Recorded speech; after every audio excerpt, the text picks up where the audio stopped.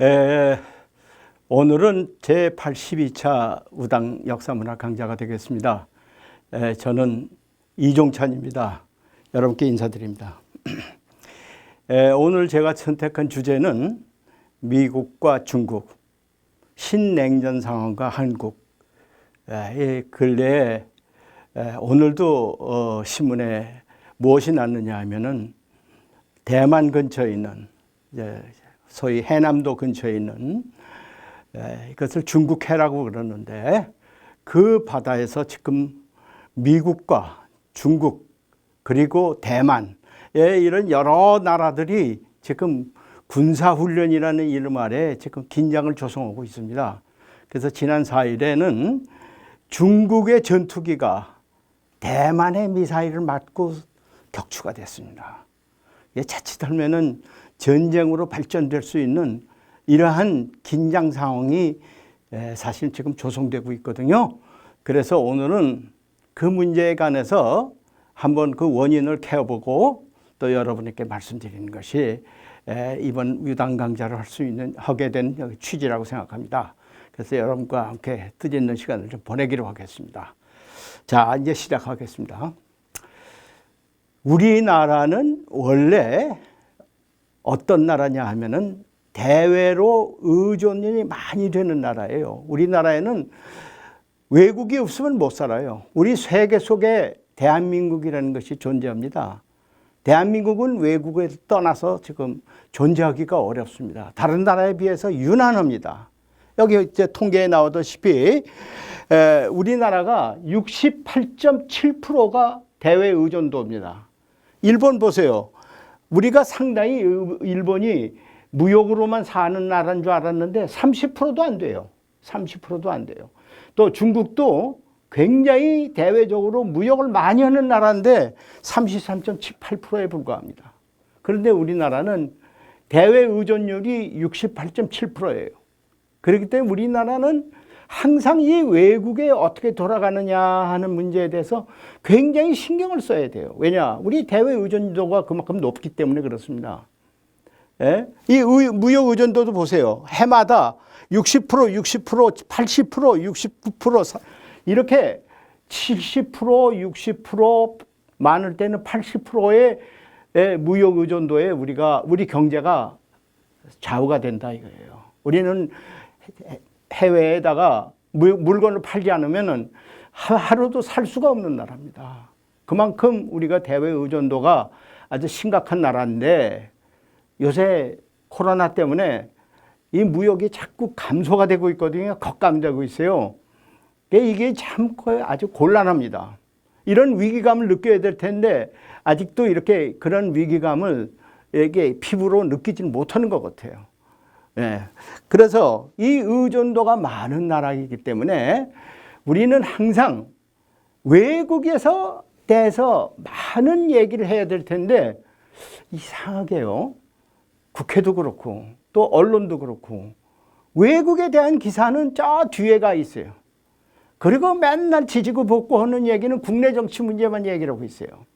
이게 뭔가 잘못된 겁니다. 이 보세요. 우리 정당의 지금 주요 관심사는 뭡니까? 뭐 코로나 바이러스가 어떻다, 부동산 투기가 어떻다, 뭐 장마가 왔다, 뭐 친일파의 무슨 묘를 다시 제껴야 된다, 뭐 하여간 이런 얘기들이 전부 국내 문제입니다. 우리가 해외 의존도가 많으면 해외가 지금 어떻게 돌아가고 있는데 우리가 과연 그 나라에 물건을 팔 수 있느냐 이런 문제가 더 많이 논의가 돼야 될 텐데 이상하게 전부 중국 내 문제에만 한정되어 있어요. 더불어민주당도 그래요.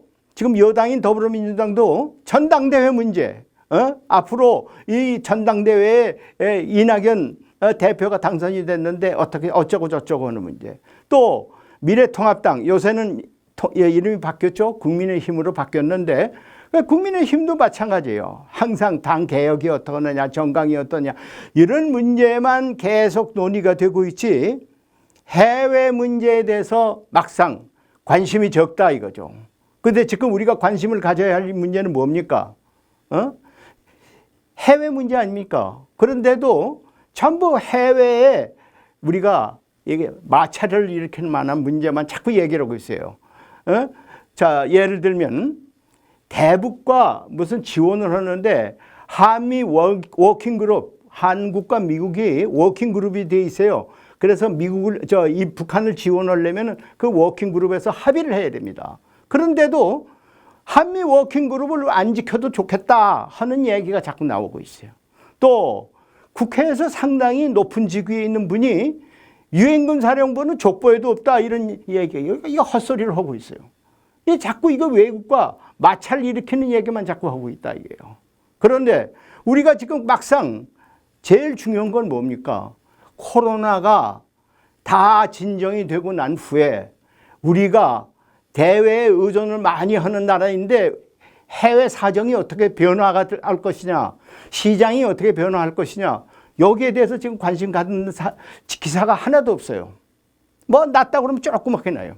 그 다음에 지금 이제 홍콩 사태가 굉장히 심각했지 않았어요? 지금 홍콩이 어떻게 되는 거냐? 과연 중국에서 옛날처럼 홍콩에게 자유를 허용하겠느냐? 이런 문제가 상당히 우리에겐 중요 관심사인데 그거에 대해서도 얘기가 없어요. 또 홍콩에 있는 많은 금융회사들이 있습니다. 그 금융회사들이 사실은 홍콩이 많이 변화가 되면은 그 나라에서 떠나게 됩니다. 근데 싱가포르는 벌써 그 금융회사들이 떠나게 되면 자기 나라로 오라. 지금 유치하려고 야단입니다. 또 일본도 마찬가지입니다. 이번에 대표단을 홍콩에 보냈어요.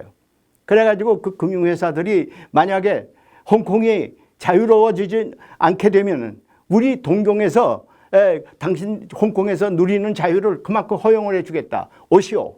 이렇게 유치를 하고 있어요. 그런데 어떻게 됐습니까? 우리 사실 여의도가 금융 허브를 만들기 위해서 지금 여의도를 개발시킨 거 아닙니까? 그러면 우리나라에서도 당연히 홍콩에 가서 홍콩이 자유롭지 못하면은 우리나라로 오시오. 우리가 유치를 해야 될 텐데 그런 노력은 하나도 하고 있는 데가 없어요. 그러면 이 뭐냐? 우리는 대외 의존도가 많은 나라임에도 불구하고 우리 정치권에서, 우리 정부에서 이 대외 의존도는 생각하지 않고 맨날 우물 안에서 지지고 볶고 하는 일에 한정되어 있다 이 얘기입니다. 저는 그것에 대해서 굉장히 걱정하는 사람입니다. 그래서 오늘은 지금 세계가 어떻게 돌아가고 있는지 하는 문제에 대해서 조금 제일 심각한 게 뭐냐? 미국과 중국이 지금 다투기 시작했어요. 아주 격렬하게 다투기 시작했어요. 그러면 우리나라가 어디를 선택해야 되느냐, 어떤 길로 가야 되느냐 하는 문제가 제일 심각한데 이 문제에 관해서 오늘 여러분과 함께 집중적으로 논의하고자 합니다. 자, 오는 11월에 미국의 대통령 선거가 있죠. 이것도 우리가 관심을 안 가져서는 안 됩니다. 왜 그러냐면 미국이란 나라가 우리에게 많은 영향을 주기 때문에 그렇습니다. 미국의 정책이 잘못되면은 우리가 그만큼 영향을 받기 때문에 여기서 우리는 주시를 해야 됩니다. 그런데 지금 상황에서는 민주당의 바이든 후보가 트럼프 후보보다 조금 앞서 있다 이게요. 한 10%쯤 앞서 있다 이겁니다. 그런데 몰라요. 선거라는 것은 막판까지 뒤집고 하기 때문에 어떻게 상황이 변화가 될지 모르는데 현재로서는 바이든이 유리하다 이거예요. 그러면 바이든이 된다면은 한국에 대해서 어떤 정책을 세웠을까? 한국에 대해서 어떤 공약을 했을까? 이런 것을 우리가 지금 분석해야 되는 거 아닙니까? 그런 변화하는 시기에 우리가 적극적으로 능동적으로 대응을 해야 되겠죠. 그래서 지금 선거가 있으니까 바이든의 정책, 트럼프의 정책 이거에 대해서 우리가 아주 긴밀하게 아주 세밀하게 주시를 해야 된다 하는 것을 제가 먼저 말씀을 드립니다. 두 번째, 아주 중요합니다.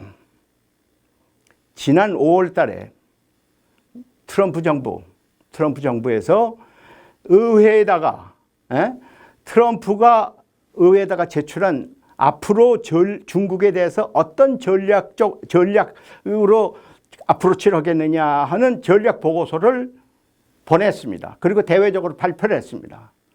그런데 제가 그 전략 보고서를 보니까요, 심상치가 않아요.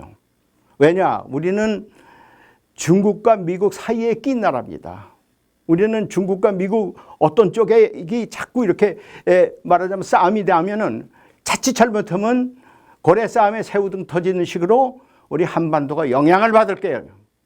그래서 우리가 주시를 해야 됩니다. 그런데 그 전략 보고서를 보니까 아주 이렇게 외교적인 이런 언사가 없어요. 굉장히 격렬합니다. 예를 들면 미국에서 우리는 중국을 그렇게 알리 안 왔는데 중국이 자유화될 줄 알았는데 그래서 우리가 많이 도와줬는데 이제 알고 봤더니 이 사람들이 우리를 넘보고 왜 이래 우리하고 덤빌려고 그런다. 그래가지고 우리가 그대로 두어서는 안 된다. 그런 아주 노골적인 얘기들이 거기에 다 나옵니다. 그리고 두 번째는 뭐가 있냐면 중국의 인민들이죠. 중국의 인민들에 대한 얘기가 아니라 중국 공산당만 집중해서 공격하는 그런 전략 보고서였습니다. 중국 공산당이라는 말이 그 전략 보고서에 수없이 나옵니다. 저는 왜 저렇게 중국 공산당에다가 저렇게 표적을 두어서 계속 공격을 할 것이냐. 그 보고서의 이면에는 중국의 공산당이 체인지를 시키도록 레짐 체인지를 시키도록 하는 그런 의도가 그 보고서에는 가득 차 있다. 이렇게 저는 분석을 하고 있습니다. 그 다음에 뭐가 있느냐. 미국은 앞으로 중국의 이 공산당이 이렇게 독재를 하고 남의 나라를 지배하려고 그러고 패권을 하려고 그러니까 우리는 우방들이 다 힘을 합쳐서 중국에 대항해야 된다 하는 그런 내용이 들어가 있어요. 과연 그렇게 될 때 우리는 어떤 길로 가야 됩니까? 이거에 대해서 걱정을 해야죠. 그래서 저는 이 보고서가 굉장히 심상치 않다 이렇게 보고 있는데 그러면 이게 트럼프 정부만 한정되어 있는 얘기냐? 아닙니다. 정권이 바뀌어도 이 기조는 아마 변화가 없으리라고 생각합니다. 다만 트럼프는 조금 더 강경해질 것이고 바이든은 조금 더 완화된 그런 태도를 취할지는 모르겠습니다. 그러나 기본은 바뀌지 않을 것 같아요. 이것이 미국의 태도인 것 같습니다. 여러분이 그 점에 대해서는 계속해서 주의를 해야 된다고 생각합니다. 보고서 내용을 제가 요약을 해놨습니다. 여기는 아주 세세한 부분까지 다 요약을 했기 때문에 일일이 제가 시간 관계상 다 말씀을 못 드립니다만은 중국으로부터 이러이러한 도전을 받고 있다. 중국이 72년도에 닉슨이 중국을 갔었을 때 그때 있었던 중국이 아니다. 이제는 중국이 굉장히 강성해져서 우리를 넘보고 있다 하는 경제력으로 지배를 하려고 그러고 안보에도 위협이 되고 있다는 것을 다 세세하게 지적을 했어요. 그러면 미국의 대응은 어떻게 되느냐 하는 문제를 여기다가 확실하게 전부 다 나열을 해놨습니다. 그 세부적인 내용은 제가 일일이 얘기를 안 해도 대강을 제가 이미 보고드린 바와 같이 미국이 가만히 있지 않겠다. 이제 중국을 잡겠다 하는 그런 뜻입니다. 자, 그러면 우리가 그동안에 미국이 중국에 대해서 왜 이렇게 달라졌다고 보느냐. 79년도에 미국하고 중국하고 국교 정상화가 됐습니다. 그 후에 등소평이라는 사람은 유엔에 가서 뭐라고 얘기를 했냐면 중국은 결코 패권 국가가 안 되겠다. 우리는 고개를 숙이고 있겠다. 우리는 작은 나라입니다. 우리는 가난한 나라입니다. 이렇게 자꾸 엄살을 부렸어요. 그래가지고 대내적으로는 뭐라고 얘기를 했냐면 도강양회라는 말을 도강양회. 이 도강양회라는 말은 뭐냐. 칼을 갈 때 이 칼이 비쳐서 번쩍번쩍해지게 이렇게 비치는 이 빛을 감추라는 뜻입니다. 도강양회라는 건. 그래서 뭐든지 중국 내에서는 절대 너희가 칼을 갈고 있어도 외국에서 칼을 갈고 있다는 것을 보여주지 말아라. 아주 고개를 숙여라. 이것을 등소평이가 자기의 정책으로 내세웠어요. 도강양회, 유소작위, 또 화평불기, 허리를 펴고 일어나더라도 항상 우리는 평화를 위해서 그러는 겁니다 하는 것을 그런 술술 써라.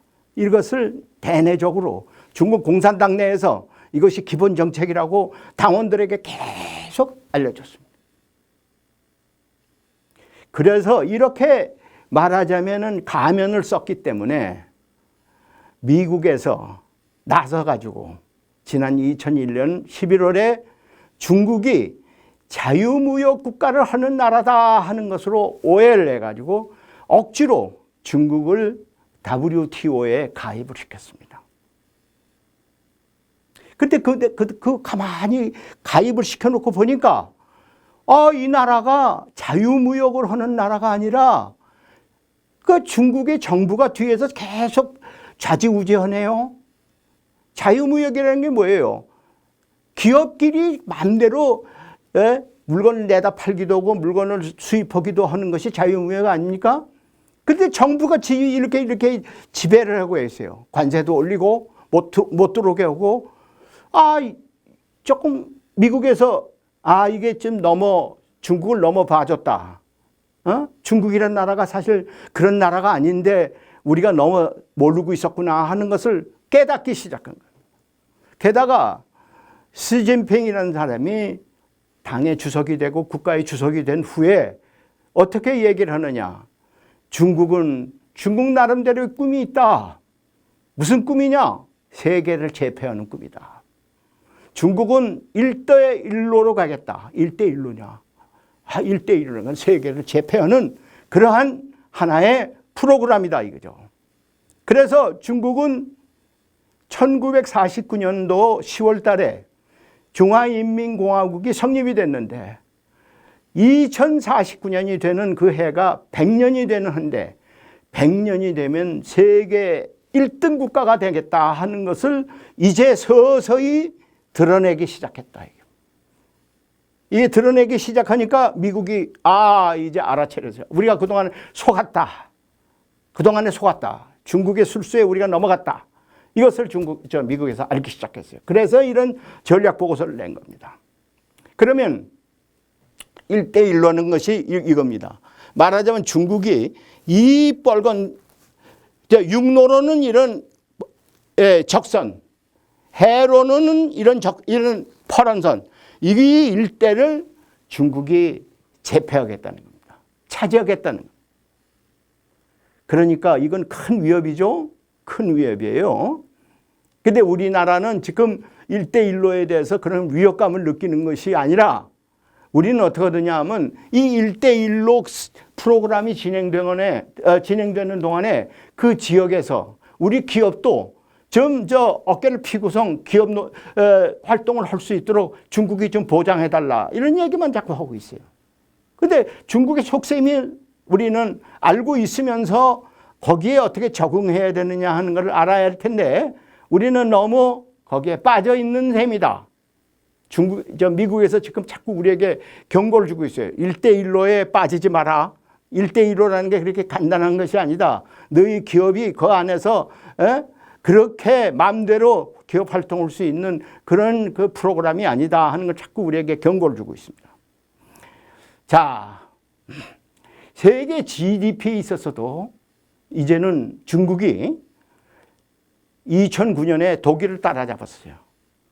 그 다음에 2010년에는 일본을 따라잡았어요. 그래갖고 지금은 어떻게 되느냐. 미국의 21조인데 14조의 GDP를 가지고 있어요. 거의 따라가고 있어요. 그런데 이것이 이게 2019년인데 30년 후 2049년이 되면 어떻게 되느냐. 이것이 미국을 초과한다 이거예요. 자기네들 꿈이 그렇다 이거예요. 그렇기 때문에 이걸 주시하고 있어야 된다. 예. 그래서 이런 것을 하기 위해서 중국은 지금 어떤 운동이 벌어지고 있느냐. 중국은 단결해야 된다. 중국은 단결해야 된다. 이렇게 2049년까지 가려면은 외부에 어떠한 적이 많은데 우리는 우리끼리 단결해야 된다 하는 이런 캠페인을 계속 벌이고 있어요. 영화만 해도 그렇습니다. 전랑이라는 영화가 있어요. 전랑이라는 영화. 전랑이라는 게 뭐냐면 한문으로 쓰면 이렇습니다. 전랑. 이게 뭐냐면 울프라는 얘기입니다. 울프. 늑대란 얘기예요. 늑대. 전쟁을 하는 늑대라는 얘기입니다. 전쟁을 하는 늑대. 예, 이 얘기는 뭐냐? 예, 우리 중국은 전쟁을 하면서도 늑대와 같은 사나운 정신을 가져야 된다 하는 그런 영화인데 그 영화가 아주 잘 만들어졌어요. 그랬는데 2015년에도 수질 맞췄고 2017년에도 수질 맞췄는데 지금도 제3편을 제작하고 있습니다. 또 어떻게 되느냐? 중국이 에르메스 여자들의 핸드백입니다. 핸드백인데 거기다가 홍기, 중국의 국기를 여기다가 딱 박아놔서 팔았어요. 하나에 얼마씩이냐? 12만 4천 불이에요. 12만 5천 불. 굉장히 비싼 겁니다. 그런데 이게 다 팔려버렸어요. 한꺼번에 다 팔려버렸어요. 화웨이라는 회사가 지금 굉장히 미국에서 주시하고 있어요. 이미 많은 부분에 대해서 이 화웨이라는 회사가 민간 회사가 아니다. 그 배후에는 중국 공산당이 있다. 그리고 중국의 정보기관에서 이것을 운영하고 있다. 그렇기 때문에 이 회사는 스파이 회사다 해가지고 이 회사에 대해서 굉장히 말하자면 감시를 하고 있고 이 회사의 지금 부사장은 카나다에 붙잡혀 있습니다. 네, 이 기술을 갖다가 말하자면 훔치려고 하다가 이게 붙잡혀 있습니다.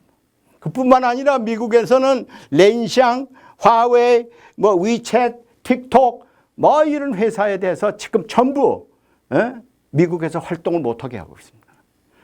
사실은 이런 회사들이 자꾸 영역을 넓혀가면은 중국이 그만큼 빨리 성장할 수 있는 그런 것을 억제하기 위한 그런 수단도 있겠죠. 그런 목적도 있을 겁니다. 그런데 중국에 있는 이런 통신회사, 이런 큰 기업들은 전부 배후에 중국 공산당이 사실은 지배하고 있는 것은 사실입니다. 그래서 어떤 회사도 마음대로 못해요. 우리나라하고도 잘 운영이 되다가 중국 공산당에서 너 그러면 금세 관계가 끊어져요. 그런 것이 여러 번 있어요. 그렇기 때문에 중국에서는 순수한 자유기업, 민간기업이라는 것이 존재하지 않는다 이거죠. 전부 중국 공산당에서 좌지우지한다 이거죠. 이건 사실이에요. 그렇기 때문에 우리가 미국의 얘기가 미국 다 그냥 중국을 억누르기 위한 것이다고만 간단히 얘기할 수가 없을 것 같아요. 예. 보세요. 금년이 우리가 말하자면 6.25 북한이 남침하는 70주년 되는 해죠. 금년이.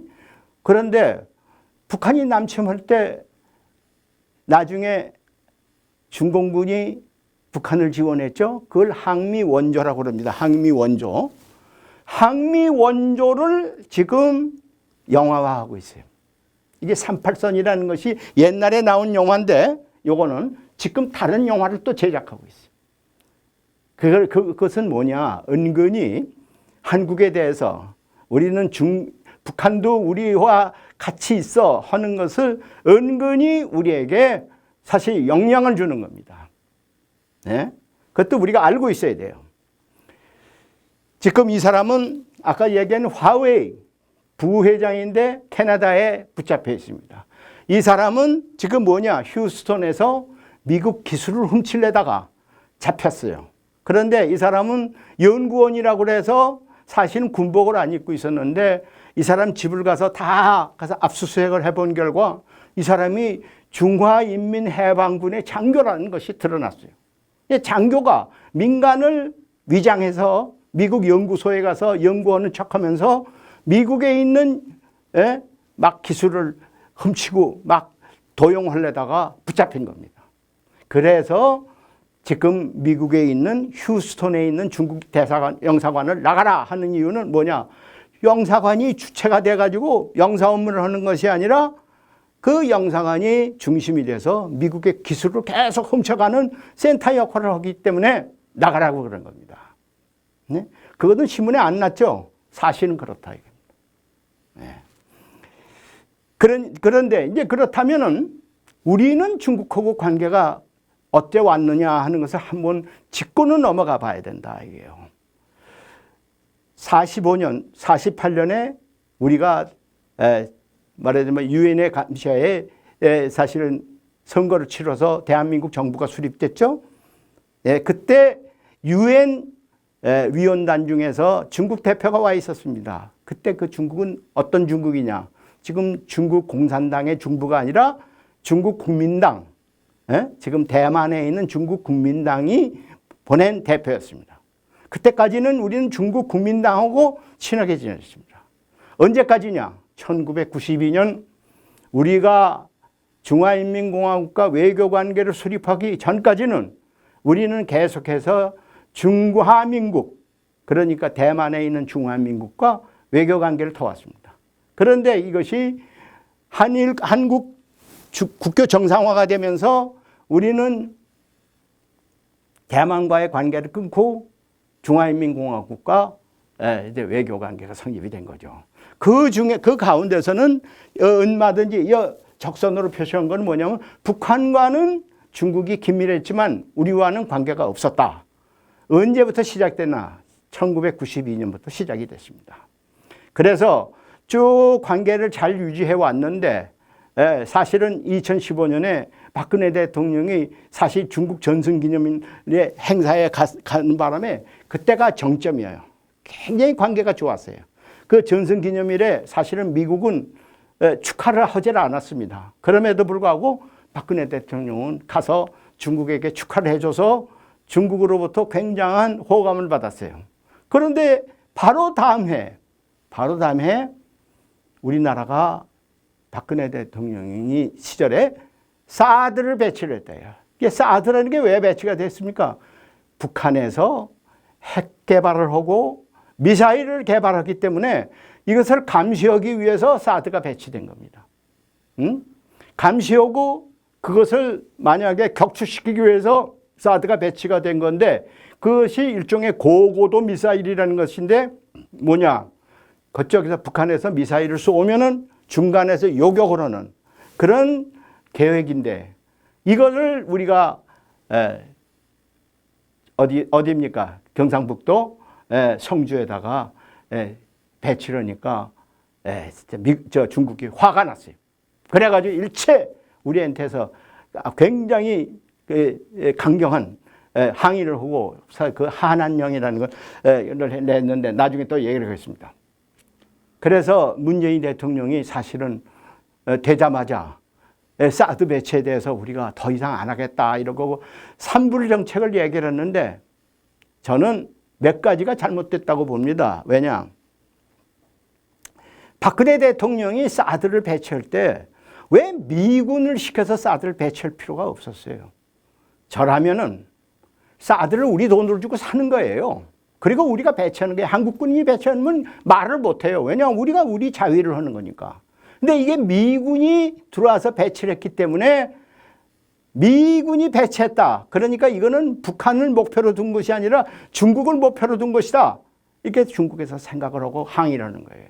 만약 우리가 우리 돈으로 사서 사드를 배치하고서 뒀다면은 중국에서 항의할 수가 없죠. 저것이 조금 좀 더 우리가 너무 작은 돈을 아끼려다가 한 것이 아닌가 하는 그런 생각을 합니다.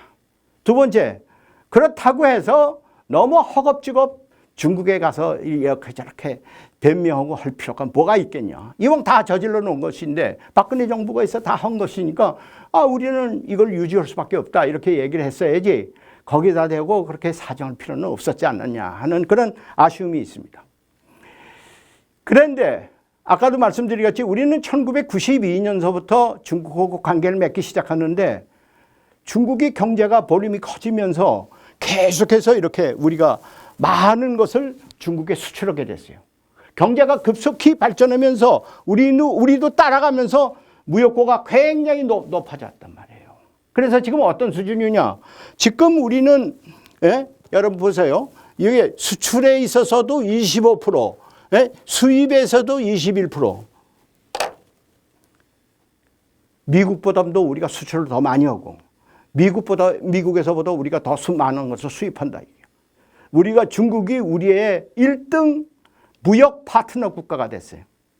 근데 아까도 제가 말씀드리죠. 우리는 대외 의존도가 많은 나라니까 이렇게 4분의 1을 무역 모든 것의 4분의 1을 차지하는 나라를 우리가 그런 시장을 우리가 배척할 수는 없어요. 그거 버리게 되면 우리 경제적으로 굉장한 손실이 오는 거예요. 그렇기 때문에 중국을 갖다가 시장 경제로서는 붙잡아 둬야 된다 하는 것에 대해서는 저는 이의가 없습니다. 해야 돼요. 그렇기 때문에 이 문제에 관해서는 우리가 알고 넘어가자 이게요. 이렇게 4분의 1을 우리가 중국에게 의존하고 있으니까 말이죠. 그런데 이렇게 보세요. 이렇게 우리가 많은 무역 현황이 있는데 중국이 차지하는 비율이 이렇게 많습니다. 이 미국, 베트남, 일본, 무슨 상대가 안 돼요. 이렇게 많은 것을 우리가 중국에 의존하고 있습니다. 근데 저기 유의할 것이 있어요. 중국이 무서운 나라입니다. 무슨 일이 있었는지 아세요? 2000년에 마늘 파동이 있었습니다. 왜냐? 우리는 그 당시에 너무 순진했어요. 근데 중국의 산동성에서 마늘을 많이 우리가 수입을 했어요. 그 바람에 우리 마늘 농가들이 전부 농사를 못 짓게 됐어요. 경쟁력이 안 되니까. 그러니까 시골에 있는 농가들이 전부 국회의원들에게 압력을 가하고 그러니까 국회의원들이 계속해서 정부에다가 압력을 가했어요. 야, 마늘 좀 못 들어오게 해라. 마늘 좀 못 들어오게 해라. 중국산 마늘을 갖다가 못 들어오게 하도록 막 압력을 넣어서 갑자기 관세를 갖다가 30% 하던 관세를 300%를 높였네요. 10배를 올렸어요. 그 중국이 가만히 있을 수가 있나요? 10배를 올렸다. 관세를. 그러니까 그 다음에 어떤가? 우리가 그 당시에 중국에다가 휴대폰 많이 팔았어요. 폴리에틸렌 많이 팔았어요. 그것이 얼마나 됩니까? 5억 달러어치가 돼요. 5억. 근데 마늘은 기껏 수입해봤자 900만 불밖에 안 돼요. 기껏 수입해봤자. 아니 5억 달러에 대해서 중국이 딱 막아버렸어요. 못 들어온다 이렇게 했어요. 900만 달러를 갖다가 우리가 살리기 위해서 5억 달러를 벌어야 될 그렇게 할 수가 있습니까? 그러니까 우리가 손들고 말았어요. 아이고 잘못됐습니다. 잘못됐습니다. 풀겠습니다. 즉시 풀었어요. 관세를 즉시 풀었어요.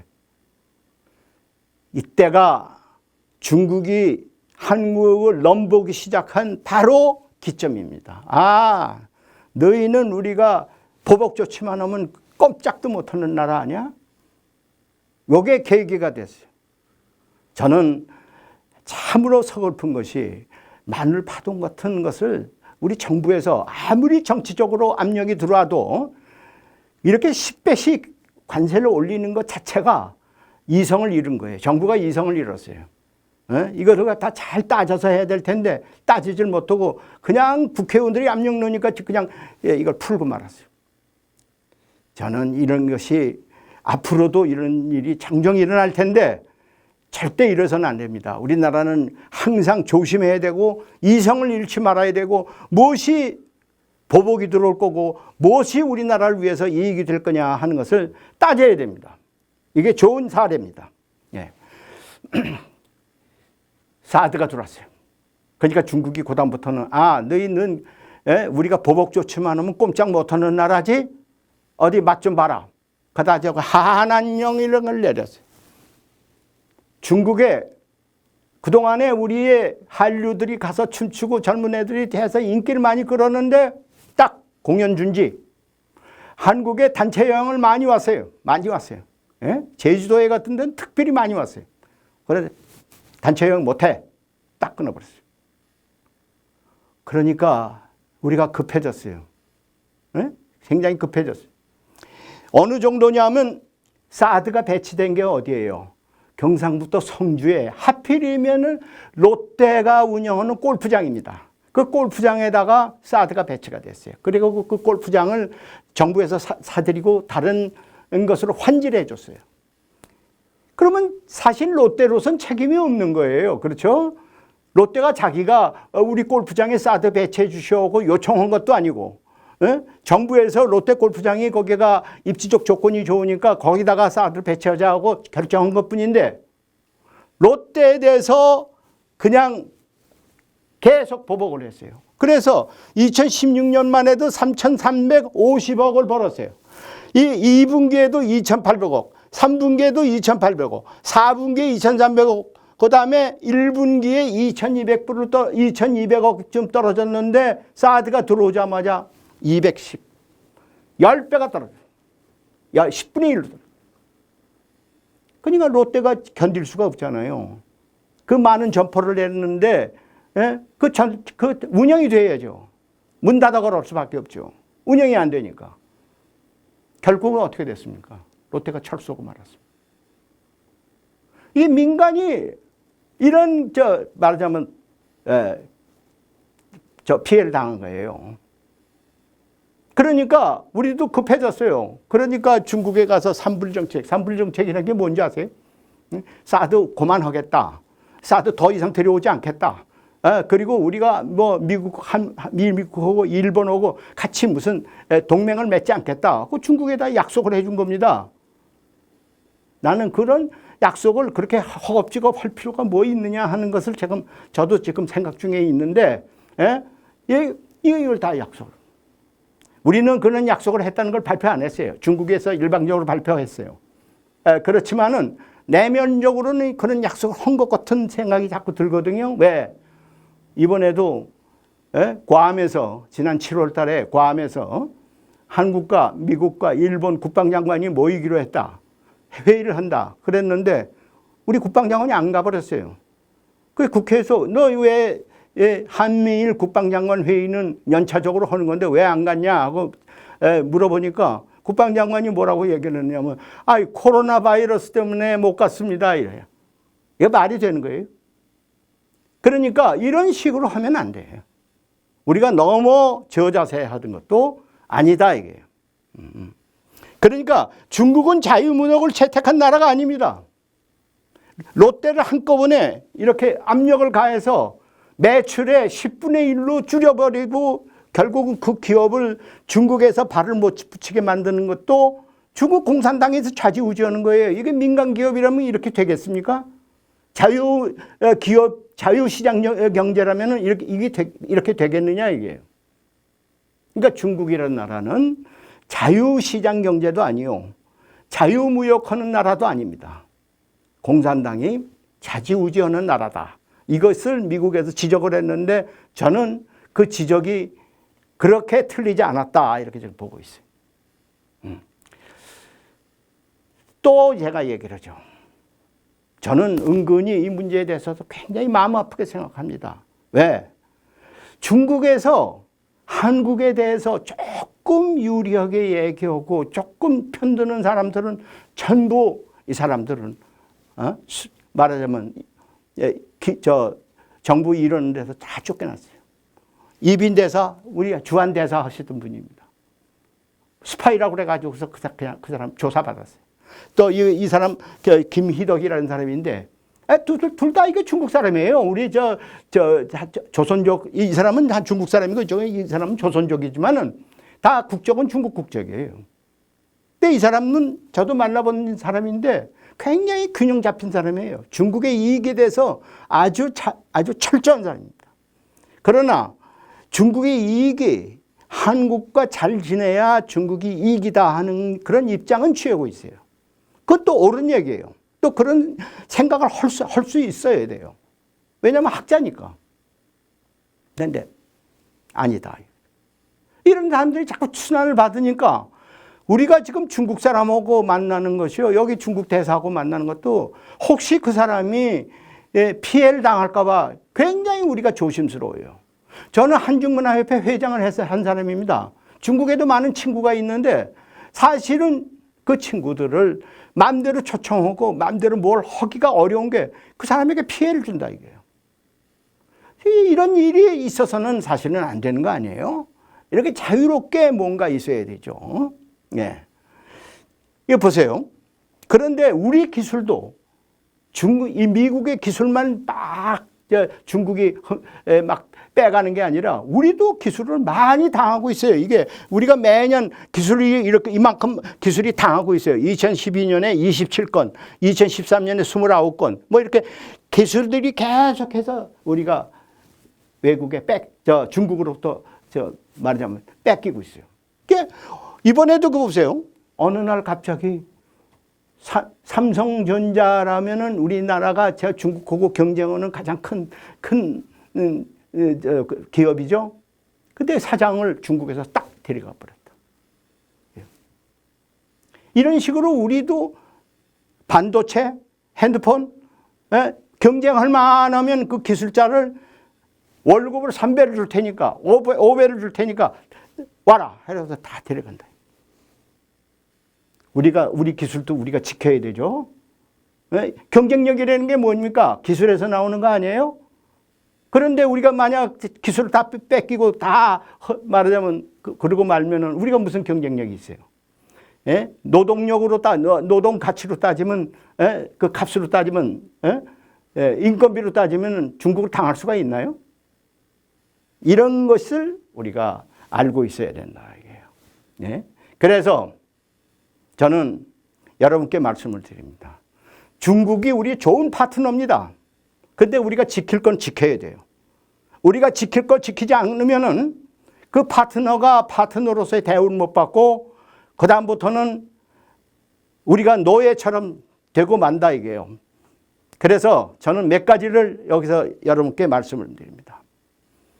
원래 우리나라는 원래 사실 반도 국가입니다. 그런데 이 분단이 됨으로써 이북하고 육지로 연결이 안 되니까 사실은 해양 국가가 되어버렸어요. 그러니까 전 세계에서 무슨 말이 있느냐 하면은 해양 국가가 돼야 나라가 발전한다는 설이 있고 대륙 국가가 돼야 발전한다는 설이 있습니다. 하나는 맥킨다라는 사람이 대륙 국가가 돼야 발전한다고 주장을 했고 매헌이라는 사람은 해양 국가가 돼야 된다고 발전했는데 저는 후자입니다. 우리가 지금까지 발전한 거는 사실은 대륙으로부터 이게 차단이 됐고 해양으로 뻗어나갈 수밖에 없는 그런 상황이 됐으니까 한국이 이만큼 발전이 됐다 이렇게 생각하는 사람입니다. 그 점을 여러분도 함께 좀 고민해 주시기 바랍니다. 그래서 우리가 지금 중국하고 지내왔는데 그동안에 대륙국가로 지내왔어요. 그러니까 어떻게 됐습니까? 고구려가 패망 이후에는 우리가 반도국가가 되어버렸죠. 그 다음에 우리는 원나라의 지배를 받았죠. 청나라의 지배를 받았죠. 또 청나라가 지내고 나니까 일본에 침탈을 당하게 됐다 이거죠. 그러니까 우리가 발전을 저해받으면서 우리가 개발을 못했다 이거죠. 해양으로 뻗어나갔으면 우리도 발전이 됐을 텐데 대륙에 붙어있는 반도국가로 남으니까 발전이 저해가 된 겁니다. 이거를 앞으로도 꼭 우리가 생각하고 넘어가야 됩니다. 그런데 우리가 다행히 해양국가로 나가려고 하는 그런 운동이 일어날 때 가장 우리가 주시해야 할 나라는 뭐냐? 미국이라는 나라입니다. 우리가 미국과의 관계를 갖게 된 것은 언제냐? 김홍집 대감이 황준원이라는 사람이 조선 책략이라는 것을 책을 가져와서 고종에게 헌정을 했습니다. 그 조선 책략이 어떻게 되니? 이게 조선 책략인데 조선 책략이라는 책이 이게 어떻게 되냐? 우리 한국이 살려면 어떻게 하냐? 중국과 친하게 지내라. 일본과 아주 연결을 해서 지내라. 미국과 아주 연합을 해라. 이렇게 했어요. 세 가지를 했어요. 친중국, 결일본, 연미국. 이 세 가지를 지키는 것이 한국이 발전하는 길이다. 이렇게 얘기를 했어요. 그 당시엔 발전하는 길이 아니라 러시아를 막는 길이라고 생각하는데 우리가 요새 생각하면 이것은 한국이 발전하는 길이라고 생각해야 되겠죠. 그런데 고종이 이 조선 책략을 우리 정책으로 세우려고 하니까 위정척사하는 영남의 유생들이 전부 반대를 해서 이걸 채택하지를 못했습니다. 채택하지 못했는데 고종이 유심하게 그 조선 책략 가운데서 한 대목을 유심히 주목을 했는데 뭐냐면 미국이란 나라를 자기가 처음 들어봐요. 아, 미국이란 나라가 있었어? 그 어떤 나라지? 그러니까 이렇게 설명이 됐습니다. 미국이란 나라는 예의로서 나라를 세우고 영토를 탐내지 않고 다른 인민을 지배하지 않고 다른 나라 정서에 관여하지 않는 나라입니다. 거기에 딱 써놨어요. 아, 미국이란 나라는 영토의 약속도 없고 남의 나라를 지배하려는 약속도 없고 그저 남의 나라와 잘 지내려는 그런 마음이 있는 나라구나. 이 나라와 내가 관계를 유지하는 것이 좋지. 이렇게 생각해서 제1차로 외국과의 조약을 맺을 때 조미수호 통상조규를 1882년에 처음 맺었어요. 이것이 미국이라는 나라를 처음 알게 된 거예요. 우리나라에서 미국이라는 나라의 존재를 알게 됐어요. 그 후에 어떻게 됐냐? 이것은 조미수호 통상조약입니다. 예. 거기에 어떻게 되어 있느냐 하면 통상조약에 어떤 조약이 일조에 있느냐 하면 한국이 또는 미국이 다른 나라와 이렇게 분쟁이 생겼을 때는 이 나라가 조약을 맺은 한국과 미국이 이것을 서로 절충시키는 역할을 해야 된다 하는 그런 조항이 있어요. 그러니까 고종의 생각은 뭐냐면 우리가 일본하고 다툴 때 미국이 이것을 중재해서 화해를 시키는 역할을 해줘야 된다는 그 조항을 거기다 삽입을 한 겁니다. 그러니까 미국이 큰 역할을 할 줄 알았어요. 그런데 미국이 이승만 대통령은 외교적으로는 굉장히 밝은 분이기 때문에 그걸 또 기억하고 있었어요. 조미수호 통상조약에 미국은 거중조정을 해야 된다 하는 것을 꼭 마음속에 두고 있었습니다. 그래서 미국 가서도 그런 얘기를 했고 한미 상호 방위 조약을 만들 때도 너희들이 거중조정하기 위해서는 방위 조약을 맺어야 된다 하고 강요한 것이 법적 근거를 거기다 두고 있습니다. 예? 그런데 고종이 그래가지고 그는 그 당시에 이승만 대통령이라는 사람은 한성 감옥소에 들어가 있었는데 우리나라에서 영어 제일 잘하는 사람이 누구냐? 그러니까 이승만이라는 사람입니다. 그러니까 그 어디 있지? 한성 감옥에 있습니다. 빼내. 그래가지고 미국으로 보냈습니다. 이 사람이 가서 미국에 가서 그 중간에 얘기가 많은데 시간 관계상 제가 다 생략하겠습니다. 미국에 가서 루즈벨트 대통령, 데오돌 루즈벨트 대통령을 만났습니다. 그래가지고 왜 일본이 우리를 지금 침략을 하고 있는데 당신들이 거중조정하지 않으시오? 항의를 합니다. 그러니까 데오돌 루즈벨트 대통령이 말문이 맺혔어요. 그래가지고 할 수 없이서 그냥 그 사람한테 네 말이 맞는데 너희 문서로 보내라. 사실을 그래갖고 그 자리를 아주 이렇게 슬쩍 피운 적이 있죠. 그런데 일본은 어떻게 되느냐. 일찍이 이 외교에 아주 눈이 밝았어요. 그래서 외교적으로 미국에 접근을 하고 외교적으로 러시아를 갖다가 말하자면 제압을 하고 그랬습니다. 사실 우리가 그 당시에 미국이라는 사정을 처음 알 때 일본은 이미 개방을 해가지고 유럽의 사정을 속속들이 알았어요. 저는 아까도 처음부터 얘기했죠. 해외 사정에 잘 밝아야 된다. 우리가 외국에 많은 의존하는 나라이기 때문에 밝아야 된다. 근데 그 당시에 그러지를 못했어요. 우리가 대원군이 10년간 섭정을 하면서 나라를 갖다 쇄국 정책을 하는 것이 그만 우리로 하여금 장님 노릇을 하도록 만들었단 말이에요. 우리가 외국에 대해서 전혀 몰랐어요. 고종이 미국을 갖다 처음 알게 됐다 이게요. 그랬는데 어떻게 됐느냐. 이승만 대통령이 루즈벨트 대통령하고 막 그렇게 항의를 하고 있을 때 미국은 뒷구멍으로 어떻게 됐냐. 일본하고 조약을 맺었어요. 테프트 가즈라 조약입니다. 그래가지고 어떻게 됐느냐. 일본이 한국 지배를 허용한다. 그 대신 미국이 필리핀 지배를 일본이 허용한다. 이렇게 교환 조건을 해서 테프트 가즈라 조약을 맺었다. 이게. 물론 이 미국에서는 조약이 조약 노릇을 하려면은 상원에 통과를 해야 됩니다. 그런데 이거는 의회에 통과가 안 됐기 때문에 비밀 조약에 불과합니다. 그렇지만은 모든 정책은 이미 테프트 가즈라 조약의 정신에 맞게 집행이 됐다 이게요. 그랬는데 한국은 그 당시에 얼마나 눈이 어두냐면은 테프트 가즈라 조약을 맺고 있는 이 틈에 이것도 모르고 루즈벨트 대통령의 딸을 갖다 우리가 초대해가지고 그 딸을 갖다 식사 대접을 했어요. 그래서 그 딸이 돌아가서 미국이 거중 조정을 하도록 그렇게 했는데, 아이, 대통령의 딸이 무슨 권한이 있어서 그걸 합니까? 그거는 다 우리가 외교를 모르고 정보의 눈이 어두웠기 때문에 헛된 노력을 한 거죠. 네.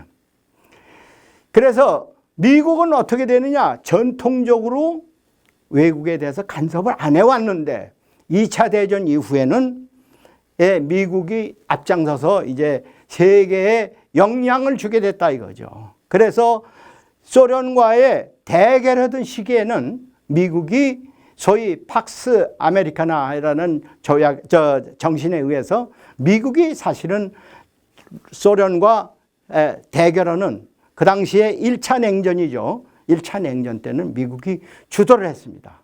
그래서 우리 한국에 대해서도 미국이 얼마나 영향이 있느냐 하면은 한국에 대해서 에치슨 라인을 그었어요. 이렇게. 이 라인을 내에 있는 것은 미국이 지켜준다. 이렇게 생각해요. 그런데 거기에 한국이 빠져버렸네. 빠졌어요. 빠진 걸 보고 김일성이가 한국을 뺀 걸 보면 우리가 쳐들어가도 미국이 상륙하지를 않을 것이다. 이 전쟁에 개입하지를 않을 것이다. 이렇게 생각한 거죠. 오판을 한 거죠. 이 라인을 보고 오판을 한 거예요. 그래서 1950년 6월에 남침을 한 거죠. 그런데 남침을 한 결과 어떻게 되느냐. 오판을 한 거죠. 트루만 대통령이 설령 그 선 내에 없더라도 우리는 우리는 말하자면 우리의 이익을 지킨다 해서 한국에 대해서 개입을 해가지고 사실은 쭉 한국 전쟁을 치렀는데 그 전쟁을 치른 동안에 얼마가 죽었느냐. 전사만 3만 6천 명, 부상이 9만 2천 명입니다. 크게 미군이 손실을 봤죠. 그리고 한미 방위조약이라는 걸 맺어가지고 한미가 동맹을 맺어서 사실은 그 한미 동맹이 오늘날 70년 동안 말하자면 50년서부터 지금까지 70년 동안 우리의 안보의 바탕이 되어 온 겁니다. 그 안보의 바탕이 되었기 때문에 우리는 그 안보 바탕 위에서 한국의 경제 발전을 할 수 있는 집을 지을 수가 있었던 거예요. 이것을 오판하면 안 됩니다. 한미 방위조약이라는 그 바탕이 있기 때문에 그 위에 우리가 집을 지었다. 이것은 꼭 기억을 하고 계셔야 됩니다. 그래서 미국에 가면은 이런 워싱턴에 가면 한국 참전비가 있어요. 거기 뭐라고 썼냐? Freedom is not free. 자유라는 것은 공짜로 오는 것이 아니다. 이만큼 희생을 했다 하는 뜻이죠. 그래서 미국이 그렇게 주도를 했기 때문에 그 후에 세계가 어떻게 변화해야 되냐.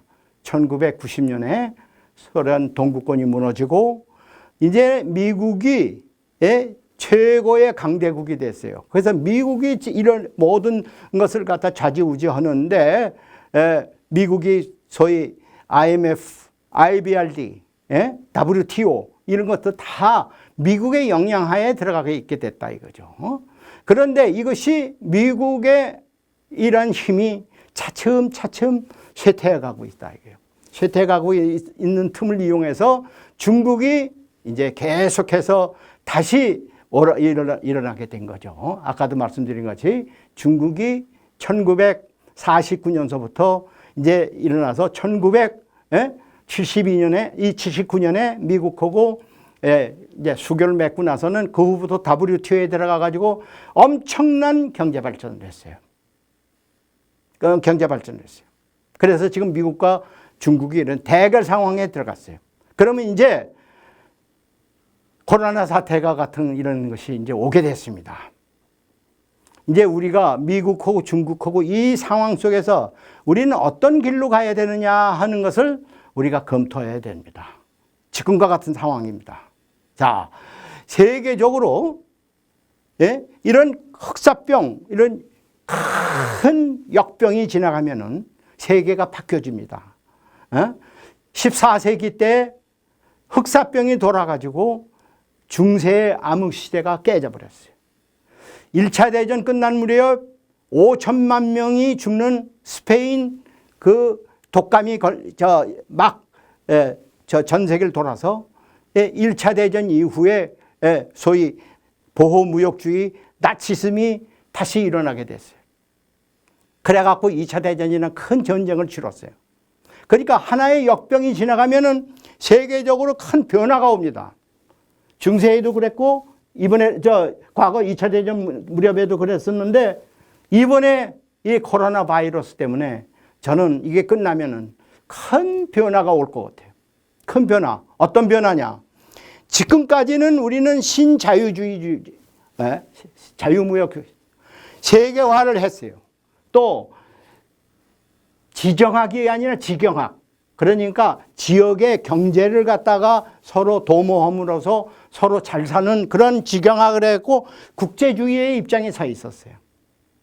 그러나 코로나가 그까지 지나가면 이런 것이 전부 변화가 날 것이다. 어떤 변화냐? 국가주의라는 것이 이제 국가가 우리끼리 잘 살아야 된다는 울타리가 점점 높아질 것 같아요. 그럼 무역하기가 더 어렵죠? 울타리를 싸니까. 세계화돼야 우리가 마음대로 자유무역을 할 거 아닙니까? 그런데 울타리가 높아질 것 같아요.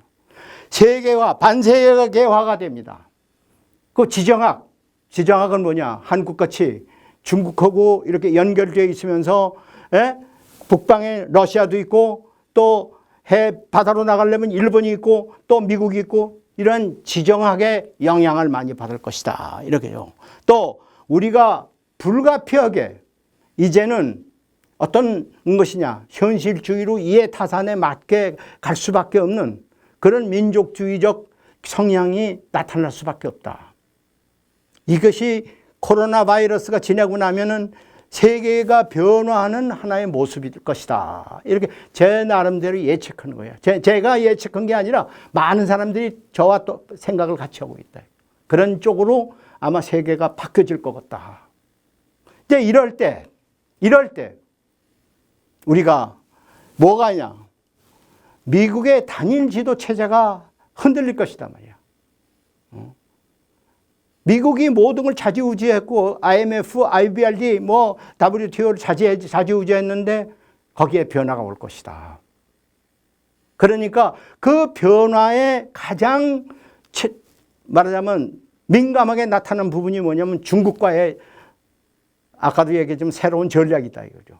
그 중국과 어떻게 되냐면 새로운 냉전 시대가 올 것 같다 이게요.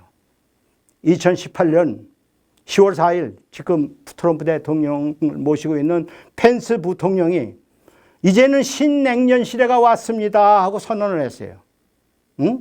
그런데 신냉전 시대가 오면 어떡하냐? 전부들 자기 편으로 좀 끌어들이려고 야단이에요. 미국은 경제 번영 네트워크라고 해서 지금 우리 보고 참여하라고 그러고 있습니다. 중국은 얼마 전에 양제스가 다녀갔어요. 부산에 다녀갔어요. 왜 다녀갔겠어요? 우리 중국 편을 들어달라고 그러는 거예요. 네? 그래서 이렇게 막 변화가 올 때 한국은 어떤 자세를 취해야 되느냐? 저는 여러분께 말씀드립니다. 한미 동맹이 안보 동맹 이걸 흔들면 안 됩니다. 절대 흔들면 안 돼요. 그 기반 위에서 우리가 대대적으로는 자주 독립국가를 위치에 치면서 주변국가와 관계를 정상화해야 된다는 얘기입니다. 지금 자꾸 이 안보 기반 자체를 흔들려는 그런 얘기가 많이 돌고 있는데 절대 그거는 건물이다 이겁니다. 옛날 김대중 대통령이 김정일과 대담을 할 때 뭐라고 얘기를 했느냐.